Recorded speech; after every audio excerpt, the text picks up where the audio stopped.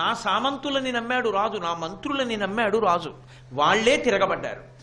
నా భార్య నా బిడ్డలు అని నమ్మాడు సమాధి, అంత సంపాదించాడు, వాళ్లే తిరగబడ్డారు. ఇద్దరికీ శాంతి లేదు. ఈ సమాజం యొక్క పరిస్థితి అవగతం కాలేదు. ఇంకేం భార్య ఏం బిడ్డలు, ఇంత సంపాదించాను కదా, నన్ను చంపేద్దాం అనుకున్నారు, నన్ను తరిమేశారు, ఇది ఈయన ఏడుపు. ఇంత పెట్టాను కదా, వాళ్ళు నన్ను చంపేద్దాం అనుకున్నారు, ఆయన ఏడుపు. ఇద్దరూ ఏడుస్తున్న వాళ్లే. ఇద్దరూ అరణ్యంలోకి వెళ్ళారు. అక్కడ మేధ అనబడేటటువంటి మహర్షి కనబడ్డాడు. సుమేధా మేధజోధన్య సత్యమేధా ధరాధర. మేధ అంటే సరస్వతీ కటాక్షం. కాబట్టి ఇప్పుడు ఆ మేధ కలిగినటువంటి వాడెవరో ఆయన ఋషి, ఆయన శాంతితో ఉంటాడు. ఎందుకంటే అశాంతి కారణములన్నీ ఆయనకి తెలుసు కనుక. కాబట్టి ఆయన అలా చూస్తూ ఉంటాడు. మీరు నా మాట పట్టుకున్నారో లేదో, అశాంతి కారణములు అశాంతి కారణములు అది కేవలము అలాగే ఉంటాయని తెలిసి చూస్తే సాక్షిగా ఉంటాడు, ఉద్వేగం చెందడు. ఇప్పుడు మీరు ఇలా వెళ్ళిపోతున్నారు అనుకోండి, ఎవడో వాడు వచ్చి గబా గబా ఎవరినో కత్తి పెట్టి పొడిచేశాడు అనుకోండి, 4 పెద్ద పెద్ద కేకలేసా పక్క పోలీస్ స్టేషన్కి వెళ్ళి, ఎవడో నేను ఇలా వెళ్ళిపోతుంటే ఏమిటో వాళ్ళు ఎవరినో పొడిచేశారండి బాబు పాపం పడిపోయాడంటారు.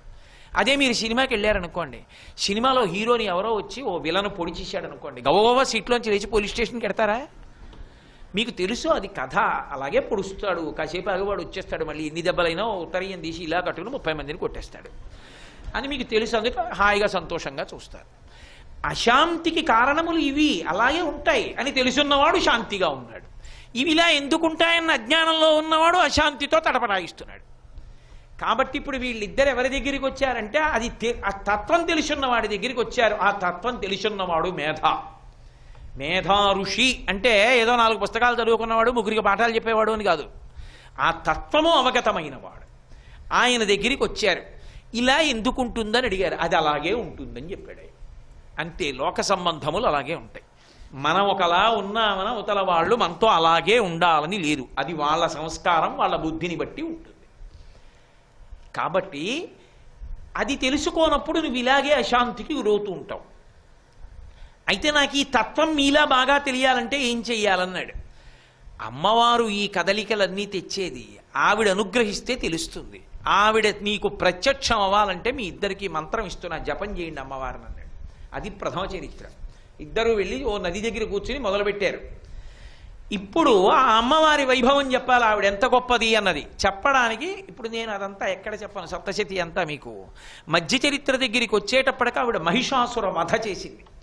మహిషాసుర వధ చేసినటువంటి మహాకాళీ వైభవంగా వర్ణించి చెప్పారు. ఎందుకని మనకు అనుష్ఠానంలో దేవీ నవరాత్రులుగా 3-3-3లో చెప్పాలి క్రమం. ఎవరిని ముందు ఉపాసించాలి, ఎవరిని తర్వాత ఉపాసించాలి, ఏ రూపంతో ఎలా పట్టుకుంటే ఎలా అభ్యున్నతిలోకి వస్తాయని చెప్పడానికి.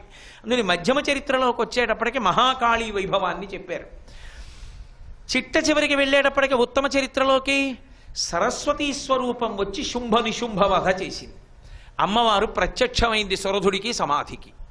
వాళ్ళిద్దరూ జపం చేయలేదు, మరి ఇద్దరికీ ప్రత్యక్షమైంది. ఇద్దరూ అలాగే నించున్నారు, ఎదురుగా పక్కనే నించున్నారు. ఏం కావాలి మీకని అడిగింది. ఏం కావాలంటే ఇద్దరు మాట్లాడితే బాగుండదు కదా. అందుకని ముందు ఆ సురధుడిని అడిగింది, రాజుని, నీకేం కావాలని అడిగింది. ఆయన అన్నాడు, నాకు మళ్ళీ రాజ్యం కావాలి, మళ్ళీ పరిపాలన చెయ్యాలి, నా మీద ద్రోహం తలపెట్టిన ఆ సామంత రాజుల్ని ఆ మంత్రుల్ని నేను మళ్ళీ ప్రేమతో చూడాలి, వాళ్ళు నాకు వశవర్తులు కావాలి, అందుకని నాకు మళ్ళీ రాచపద వచ్చేట్టు చూడు. అంతేకాదు, నేను ఈ జన్మలో పడిపోతుంది కదా శరీరం, వచ్చే జన్మలో ఇంతకన్నా గొప్ప చక్రవర్తిని కావాలి, అలా నన్ను అనుగ్రహించండి. ఎంత తీవ్ర స్థాయిలో అడిగాడో చూడండి ఆ కోరిక. ఆవిడంది తథాస్తు, అంతే. ఆవిడ అనుగ్రహం అయితే ఎంతసేపు అండి, ప్రతికూలంగా ఉన్నది అనుకూలంగా అయిపోవడం ఎంతసేపు, ఎంతోసేపు పట్టదు. ఈ మధ్యనే విన్నాను నేను, ఎవరికో భయంకరమైన క్యాన్సర్ అన్నారు. అన్న తర్వాత ఈ బాబోయ్ క్యాన్సర్ అని పాప అందరూ బెంగపెట్టుకుని రైలు ఎక్కి వెడుతున్నారు. వెడుతుంటే అకస్మాత్తుగా ఏదో దేవుళ్ళకు మొక్కారు, ఎక్కడో ఎవరో మహానుభావుడు ఉన్నాడు ఆ కుటుంబంలో, ఆయన మొక్కు ఫలించింది. అయ్యో అయ్యో అయ్యో ఏమనుకోకండి, మా హాస్పిటల్ పేరు పోతుంది, బయట పెట్టకండి, పక్క పేషెంట్ది ఈయనకి చెప్పేశాం, ఈయనకి క్యాన్సర్ లేదు, బూడిదా లేదు, చక్కగా ఉన్నాడన్నారు. రైల్లో వెడుతున్న వాళ్ళు దిగిపోయి వెనక్కి వెళ్ళిపోయారు, ఆయన ఇంటికి తీసుకుపోయారు. ఎంతసేపు అండి, ఈశ్వర కృప కలిపితే ప్రతికూలము అనుకూలము, అనుకూలము ప్రతికూలము ఎంతసేపట్లో జరగాలి. కొడుకుని ఎక్కిద్దామని చెప్పి రైల్వే స్టేషన్కి వెళ్ళి రిజర్వేషన్ లేకుండా అయ్యో జనరల్ కంపార్ట్మెంట్ ఇలా ఉంది వేలాడుతూ శీతాకాలం వీడు ఈ చలిగాల్లో ఎలా వెడతాడు వెళ్ళకపోతే ఆఫీస్ అంటున్నాడు అని బెంగ పెట్టేసుకుని ఉద్వేగపడి చెమట పట్టేసిన తండ్రికి ఎవడో వచ్చి గబగబానో అయ్యా కోటేశ్వరారు కదండి మీరు అన్నాడు అనుకోండి. అవును కోటేశ్వరం ఉండవయ్యా బాబు ఇప్పుడు కొడుక్కి సీట్ లేదు ఎక్కిస్తున్నాను రైలు. అయ్యో బెంగ పెట్టుకోకండి నేనే టీటీని నా సీట్లో కూర్చోమనండి ఏం పర్వాలేదు అని చెప్పి తీసుకెళ్ళి కూర్చోబెట్టాడు. ఇప్పుడు దేవుడు ఎక్కడ కనపడ్డాడు ఆయనలోనే. ఎంత సంతోషం. ఇప్పుడు ఏడిచిన వాడికి ఇప్పుడే సంతోషం. అబ్బాబ్బా ఏం అదృష్టం రా బాబు ఉపన్యాసాలు చెప్పడం ఇలా కూడా మనకి వస్తుందన్నమాట అనుకున్నాడు. కాబట్టి అప్పటికి అనుకూలం అప్పటికి ప్రతికూలం అప్పటికి ప్రతికూలం అప్పటికి అనుకూలం అంతే. కాబట్టి భగవంతుడి అనుగ్రహం అయితే ఏముందండి ఎంతసేపట్లో మారిపోవాలి. కాబట్టి వచ్చే జన్మలో నువ్వు గొప్ప చక్రవర్తివి కూడా అవుతావు అని చెప్పి ఆవిడ వరం ఇచ్చేసింది. ఆవిడ వరం ఇచ్చేసింది. మహానుభావుడు ఆ సురధుడు వెళ్ళిపోయాడు. సమాధి ఆయన అన్నాడు నాకు ఇప్పుడు బాగా తత్వం అర్థమైంది. ఇన్ని పదవులు పొందినా ఎంత పైన కూర్చున్నా అందులో సంతోషం ఉండదు. ఎందుకంటే దాన్ని ఎవడు కిందకి లాగుతాడో అన్న భయం దానిలోనే ఉంది. సుఖానికి నీడ దుఃఖం అని నాకు అర్థమైంది. ఎందుకంటే అభిమానించిన వస్తువు వెళ్ళిపోతుందేమో అని బెంగ, అభిమానించని వస్తువు దగ్గరకు వచ్చేస్తుందేమో అని బెంగ, శత్రువు దరిదాపులకు వస్తాడేమో బెంగ, మిత్రుడు దూరం అయిపోతాడేమో బెంగ. అందుకే మీరు చూడండి బాగా ప్రేమలో దుఃఖమే ఉంటుంది. చాలా ఇష్టం అనుకోండి ఒకళ్ళంటే అది కాలంలో వెళ్ళిపోయే వస్తువు. ఓ 2 రోజులు ఏం ఫోన్ చేయలేదు అనుకోండి, ఏమిటో ఎలా ఉన్నాడో ఏమిటో ఫోన్ చేయలేదు ఏమిటి ఏం అవ్వలేదు కదా ఏం అవ్వలేదు కదా అంటాడు. ఏం అవ్వలేదు కదా అంటే దాని అర్థం ఏమిటి? ఎక్కడో ఏదో గుద్దేలేదు కదా ఏది పడిపోలేదు. అమంగళ వాక్కు పనకలేక బెంగ. ప్రీతి ఎక్కువ ఉన్న చోట అమంగళ సందర్భమైనటువంటి అనుమానం ఎక్కువ ఉంటుంది. అంటే సుఖం పక్కన దుఃఖం ఉందా లేదా? కాకరకాయ కూర చాలా బాగుంది అన్నాడు అనుకోండి, అంతే ఉండేమిటే అని ఏడుపు అయిపోతుందని బెంగ. ఏది ప్రీతియో ఏది సుఖమో దాని యొక్క నీడ దుఃఖం. ఏది దుఃఖంలా అనిపించిందో అదే సుఖం. ఎందుకని ఒక్కొక్కసారి దుఃఖంలా అనిపిస్తుంది కానీ ఎంత సుఖంగా అనిపిస్తుందో. నిజంగా ఈ బాబోయ్ ఆ రైలు ఎక్కి చాలా ఇబ్బంది పడిపోతాననుకుని లోపలికి వెళ్ళానండి. తీరా వెళ్ళి ఎలాగో అలా సంపాదించుకుని కూర్చునేటప్పటికీ పగలంతా ఇలా ఎలా ప్రయాణం చేస్తానా అనుకున్నాను. తీరా చూసేటప్పటికి ఏమిటో నా అదృష్టం ఎదురుగుండా కుర్చీలో మల్లాది చంద్రశేఖర శాస్త్రి గారు ఉన్నారు. అయ్యా శాస్త్రి గారు నమస్కారం అన్నాను. మహాభారతం గురించి ఎన్ని విషయాలు చెప్పారో. అసలు తెలిసింది ఏమిటండి ప్రయాణం? మంచినీళ్ళు కూడా తాగలేదు ఆయన మాటలు వింటూ మహాభారతం వింటూ మురిసిపోయి దిగిపోయాను. అదొక మధురమైన ప్రయాణం అండి, నా జీవితంలో మర్చిపోనన్నాడు. ప్రతికూలం అన్నది అనుకూలమైపోయింది. కాబట్టి సమాధి అన్నాడు నాకు అర్థమైపోయిందమ్మా తత్వం. నీ మంత్ర జపం చెయ్యగా అందుకని నాకు వద్దు, నాకు నిర్గుణత్వాన్ని ఇచ్చి నీలో కలిపేసేయి అన్నాడు. నీకు అలాగే ఇచ్చేస్తున్నానని మోక్షం ఇచ్చేసింది. అంటే ఇప్పుడు ఏమైంది సప్తశతి వల్ల? నీకు ఏది కావాలన్నా ఈ కింద నుంచి ఆ పై వరకు ఇవ్వగలిగినది ఆవిడి. నువ్వు ఏమీ అడగకపోయినా నీకేం కావాలో ఆవిడిస్తుంది. అది మంచి పద్ధతి. కాబట్టి నువ్వు ఏమీ చెయ్యక్కర్లేదు, ఆ సప్తశతి వింటూ కూర్చో చాలు చదువుతున్నప్పుడు. అందుకే చండీ హోమం అంత శక్తివంతం. యాజమాన్యం తీసుకోకుండా ఉండకూడదు, చండీ హోమంలో పాల్గొనకుండా ఉండకూడదు. తప్పకుండా పారాయణ చెయ్యవలసినటువంటి స్తోత్రములు కొన్ని చెప్తారు. అపరాజితా సూక్తము అని ఒక సూక్తం, నారాయణ సూక్తము, కీలకము, అర్గళ, ఇలా కొన్ని సూక్తాలు వస్తాయి. అందులో అపరాజితా సూక్తం గురించి నారాయణీ స్తుతి గురించి పెద్దలు ఏం చెప్తారంటే ఇది నిత్యపారాయణ చేసిన వాడు అసలు వెతుక్కోవలసిన అవసరం లేదు జీవితంలో దేనికి అని చెప్తారు. అంతేకాదు మీతో నేను ఒక యథార్థం చెప్తాను. నా పేర్లు కూడా అందుకే అలా ఉంటాయి. దుర్గా సూక్తం, కాత్యాయని సూక్తం, నారాయణ సూక్తం, పృథివీ సూక్తం, భూసూక్తం, శ్రీ సూక్తం, పురుష సూక్తం అలా ఉండదు. అర్గళా సూక్తం అని ఉంటుంది. అర్గళా అన్న మాటకు అర్థం ఏంటో తెలుసా? అడ్డగడియ అని. అంటే అర్గళా సూత్రం ఒకసారి చదివారనుకోండి అది గడియ పెట్టేస్తుంది. ఇక్కడ అది ఏ గడియ అంటే తలుపులేసి పూర్వం పెద్ద కొయ్య దొంగడ్డు పెట్టేవారు.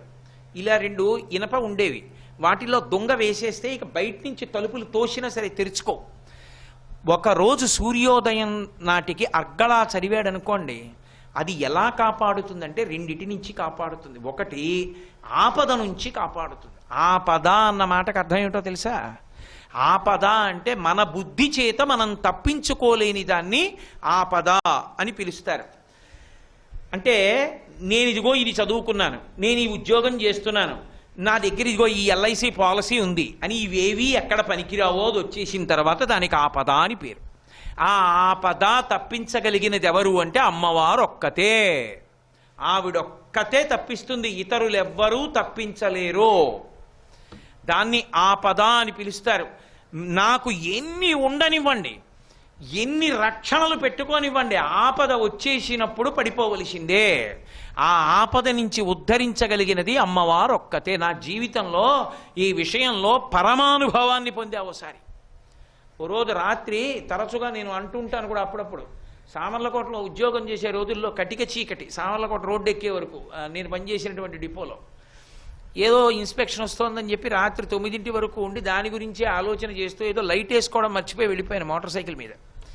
ఆ రోజుల్లో మోటార్ సైకిల్ లేదు, నాకు స్కూటర్ మీద వెళ్ళిపోతుంటే కొంచెం దూరం చీకట్లో పుంత రోడ్డు, అది వెళ్ళిన తర్వాత జ్ఞాపకానికి వచ్చింది ఇక్కడ నల్లత్రాసు తిరుగుతుందిరా, మనం లైట్ వేయలేదని చెప్పి లైట్ వేసా. ఖచ్చితంగా అదే పడుకునుంది. ఎంత దూరం? అంత దూరంలో ఉంది.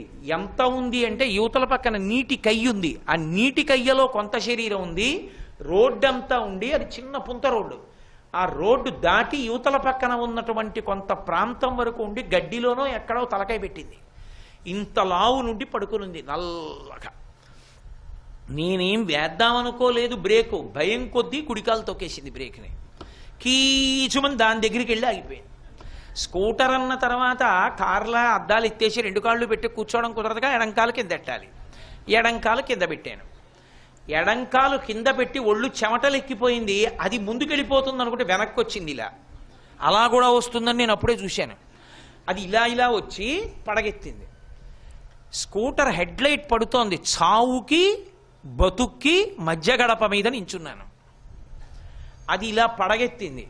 నేను ఇలా పట్టుకుని ఉంటే చేత్తో స్కూటర్ని, నా చేతికి సమానంగా దాని పడగ కనపడుతోంది. కళ్ళు అవి మెరిసిపోతూ కృష్ణపాదాలు. నేను మీతో పరమసత్యం చెప్తున్నా. ఇలా కదిపి చూసింది, ఇలా చూసింది, కాలు కనపడింది. నేను చేతినో కాలునో కొడుతుంది అనుకున్నాను. దానికి ఏమైందో తెలియదు మరి. అది పడగ దింపి వెనక్కి తిప్పి నీళ్లల్లోకి వెళ్ళిపోయింది. నేను అలా చూస్తుండగా స్కూటర్ లైట్లో ఇంచుమించు 1.5 నిమిషాల సేపు వెళ్ళింది దాని శరీరం. వెళ్ళిపోయింది. దానికి ఇలా అనొచ్చు అనకుండా దింపి వెళ్ళిపోయింది. మీరు ఒక్కటి చెప్పండి, దింపి వెళ్ళిపోవడానికి అది నాలో ఏం చూసి దింపి వెళ్ళిపోవాలి? నేనేం మహాత్మున్నా మహాపురుషున్నా? అప్పుడు ఎందుకు దింపిందో తెలుసా? అమ్మవారు అనుగ్రహించింది, చంపకు వాడిని అందంతే. ఆవిడ శాసనం కరవడానికి వీల్లేదంది. ఆ శాసనం ఆవిడికి అర్థమైంది. పాము కిందకి దింపి వెళ్ళిపోయింది. కాబట్టి బతికి బట్ట కట్టి ఇవాళ మీకు ఉపన్యాసం చెప్పాను. ఏది నన్న ఆపద నుంచి తప్పించగలదు చెప్పండి? అంటే శాస్త్రం ఏం చెప్పిందంటే, ప్రతినిత్యం అర్గళా స్తోత్రాన్ని ఎవడు చదువుతాడో వాడు గడియ పెట్టేసుకున్నట్టే లోపల. వాడిని ఇక ఆపదలు చెనకవు, వాడిని ఆపదలు తాకలేవు అర్గళా స్తోత్రం చదువుకుంటే. అందుకే అర్గళ ప్రతిరోజు పారాయణ చేసే అలవాటు ఉంటుంది కొంతమంది పెద్దలకి. 1, 2 అర్గళ చదవడం అలవాటైతే వచ్చే లక్షణం ఏమిటో తెలుసా?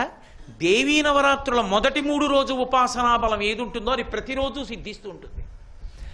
లోపల గడియ పెట్టేసుకున్నాడు అనుకోండి, బయట నుంచి ఏమైనా రాగలదా? ఏది రాలేదు, ఇంకా పైకి ఎక్కలేదు. అసలు చాలా చమత్కారమైనటువంటి విషయం ఏమిటో తెలుసా? అమ్మవారు నిర్భయత్వాన్ని చెప్పాలనుకుంటే భైరవీ స్వరూపంతో వస్తుంది ఒకసారి కుక్కల.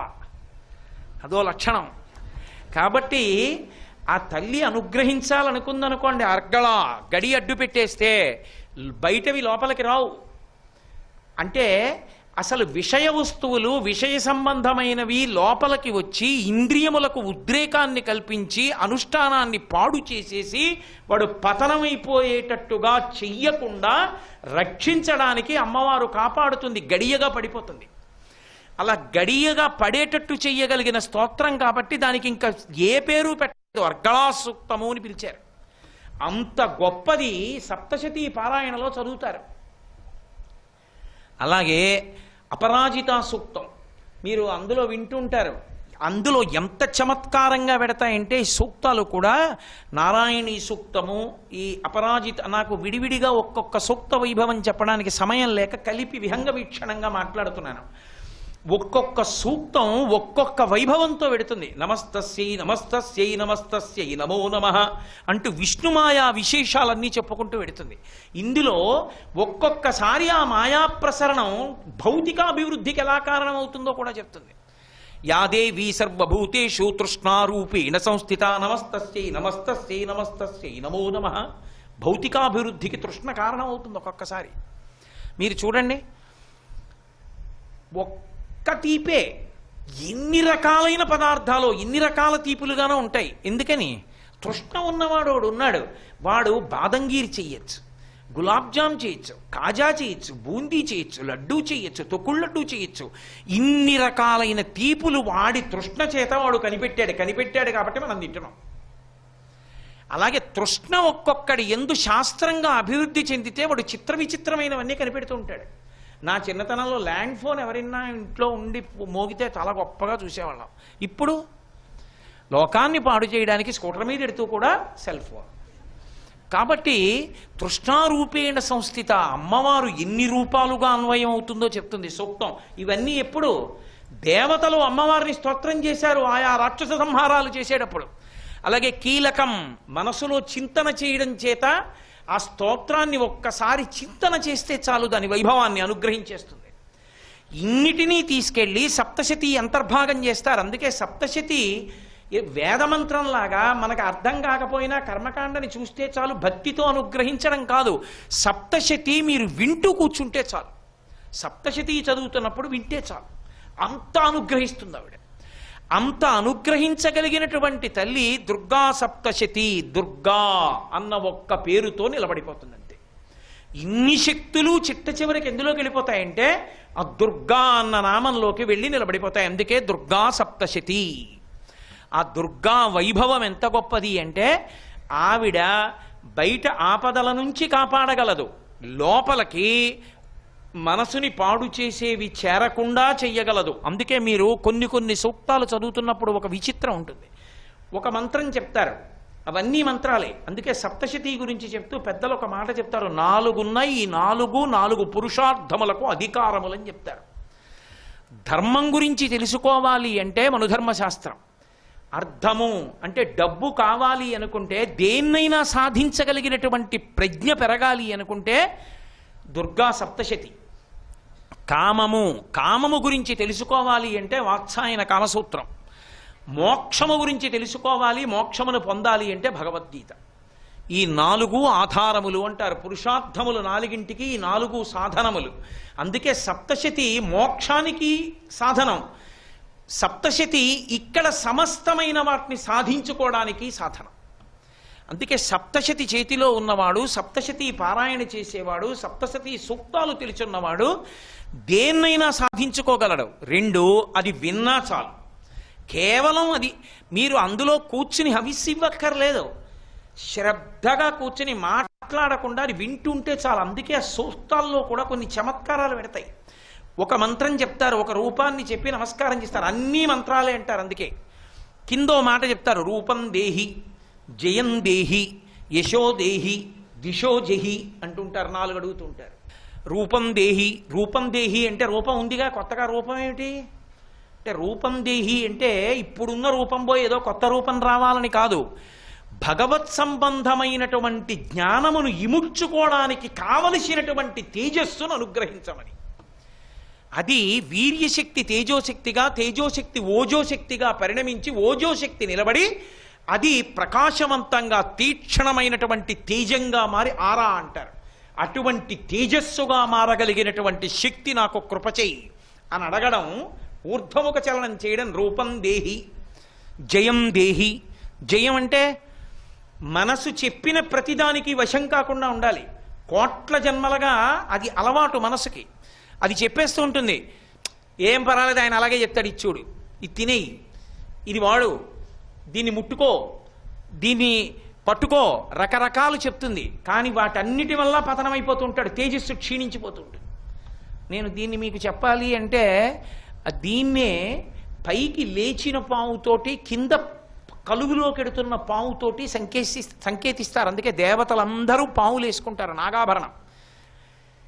రోహిణీ శక్తి అని ఉంటుంది అమ్మవారి శక్తి శరీరంలో. అది ఎలా ఉంటుంది అంటే, ఈ అత్తర్ తయారు చేసేవాళ్ళు ఉంటారు, పెద్ద పూల తోట వేసి నీళ్లు పెట్టి పూల మొక్కలన్నీ పెంచి పువ్వులన్నీ కోసి పువ్వులలో ఉండేటటువంటి సారం పరిమళాన్నంతటినీ పిండి ఇంత చిన్న సీసాతో ఇంత పరిమళ ద్రవ్యాన్ని తయారు చేస్తాడు. అంత కష్టపడితే ఈ పరిమళ ద్రవ్యాన్ని తీసి చిన్న గిన్నెలో పెట్టి అక్కడ పెడితే తెలియక మనవడొచ్చి దాన్ని మురుగుడు గుంటలో పోసాడు అనుకోండి, ఈ వాసన మురుక్కి కూడా వస్తుందా అని.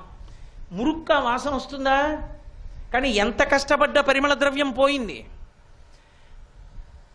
అంతకన్నా నేను ఉపమానం చెప్పలేను ఇంకా సభాముఖంగా.